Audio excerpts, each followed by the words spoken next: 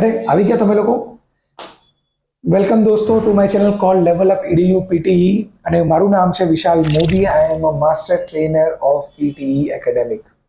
આજે આપણે વાત કરવાના છે રીડિંગ મોડ્યુલ વિશે અને રીડિંગમાં જે થર્ડ ટાઈપ ઓફ ક્વેશ્ચન આવે છે એ છે રીઓર્ડર paragraph.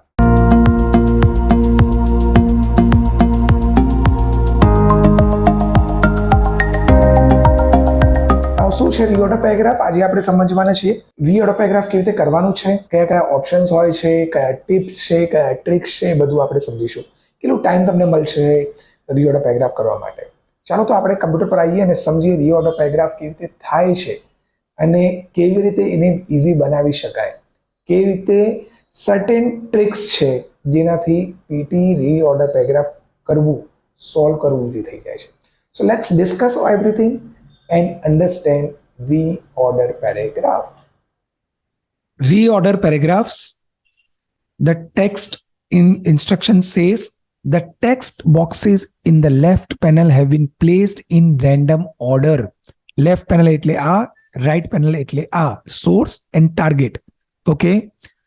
Restore the original order by dragging the text boxes from the left panel to the right panel. So text boxes એટલે આ બધા નાના નાના 5 ટેક્સ્ટ બોક્સીસ છે અને આપણે લેફ્ટ થી રાઈટ લઈ જવાના છે. આ બધા જ છે ને વાક્યો એક જ પેરેગ્રાફના છે, દે આર જમ્બલ્ડ, એ ઉપર નીચે થઈ ગયા છે મિત્રો. આપણે એની સાચી સિક્વન્સ સમજીને અહીંયા રાઈટ બોક્સમાં પિક કરવાના છે અને ઓર્ડરમાં નાખવાનું છે. Right now we have to understand કે કઈ લોજિકથી સેન્ટેન્સીસ સિક્વન્સમાં જશે. ઘણી બધી વસ્તુઓ છે, ટિપ્સ અને ટ્રિક્સ હું તમને થોડી આપીશ સમજવા માટે. યાદ રાખજો, સૌથી પહેલા તમારે પહેલો વાક્ય ફાઇન્ડ કરવાનો છે મિત્રો. ફર્સ્ટ સેન્ટેન્સ કયું છે? ફર્સ્ટ સેન્ટેન્સ છે ને હંમેશા કોઈ સબ્જેક્ટ વિશે વાત કરશે, કોઈ સબ્જેક્ટને ઇન્ટ્રોડ્યુસ કરશે. ફોર એક્ઝામ્પલ, કોઈ માણસ વિશે વાત હશે અને માણસને ઇન્ટ્રોડ્યુસ કરવામાં આવશે. કોઈ બિલ્ડિંગ વિશે વાત હશે, કોઈ શહેર વિશે વાત હશે, કોઈ સાયન્ટિફિક એક્સપેરિમેન્ટ વિશે વાત હશે. So try to find out, first sentence will be introductory line. Try to find out that introductory line. આપણે અહીંયા જો વાંચીએ આ વાક્યોમાં, standing at 167 floors the height of the building is widely estimated to be 707 metres. So કોઈ બિલ્ડિંગની વાત થઈ રહી છે, પણ કઈ બિલ્ડિંગની? તો અહીંયા વાત એ ખબર નથી પડતી. Note the use of the qualifier estimated the building's exact height is a tightly guarded secret. કઈ building? One of the world's tallest structure is Burj Dubai. આ ઇન્ટ્રોડક્ટરી સેન્ટેન્સ લાગી રહ્યું છે. Hotel occupies the bottom 37 floors of the building.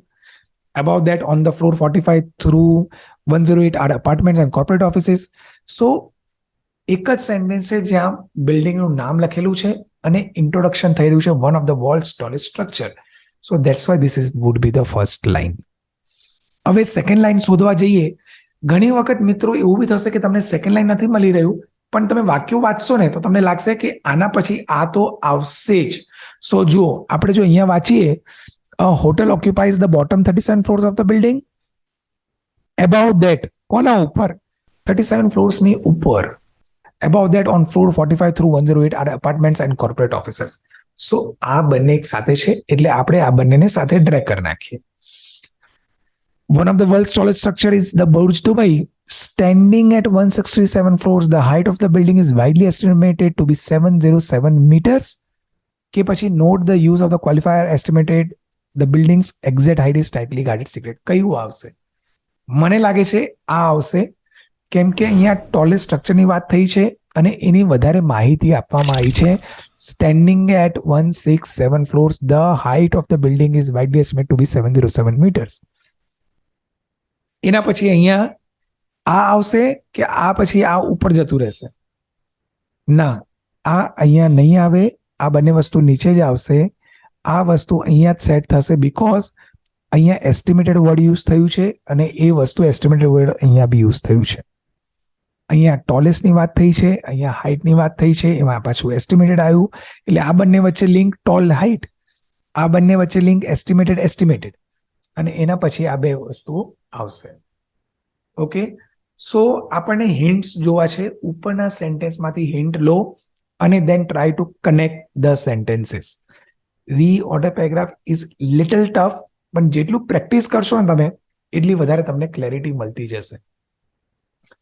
Try કરજો રીઓર્ડર paragraph કરતા સમયે કે introduction sentence પહેલા ફાઇન્ડ કરો, એના પછીથી લિંક ફાઇન્ડ કરો. જો લિંક નથી મળતું તો પેર્સ ફાઇન્ડ કરો, કેમ કે અહીંયા આપણને પેર્સના માર્ક્સ મળે છે મિત્રો. યસ, જોડકા જે તમે સાચા બનાવશો ને કરેક્ટ, એ જોડકાના માર્ક્સ તમને મળતા જશે. એવું નથી કે ફર્સ્ટ સેન્ટેન્સ મેં રાઈટ જગ્યા પર મૂકી છે તો 1 માર્ક, સેકન્ડ સેન્ટેન્સ મેં રાઈટ જગ્યા પર મૂકી છે તો બીજો માર્ક, એવું નથી. તમને માર્ક્સ મળશે પેર્સના. તમે જેટલા પેર્સ બરોબર મૂકશો એવા તમને માર્ક્સ મળશે જોડકાના. ઓકે, સો પર પેર તમને 1 માર્ક મળે છે. 5 વાક્યો હોય તો 4 પેર બને એટલે 4 પેરના માર્ક્સ મળશે. Okay, so this was just one example. બીજું તમને જો સજેશન આપું તો પ્રોનાઉન એટલે હી, શી, ઇટ, દે, આ બધાથી જો વાક્ય શરૂ થતા હોય તો એ પહેલો સેન્ટેન્સ નથી.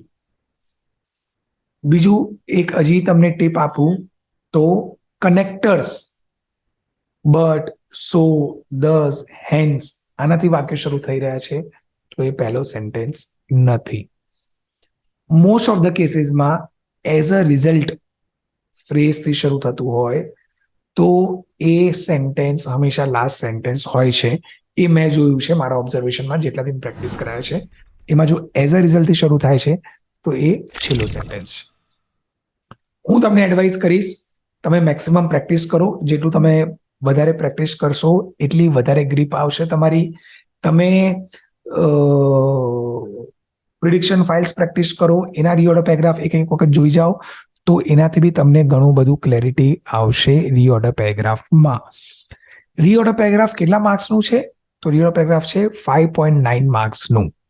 યસ, અને રીઓર્ડર પેરેગ્રાફ કેટલા આવશે?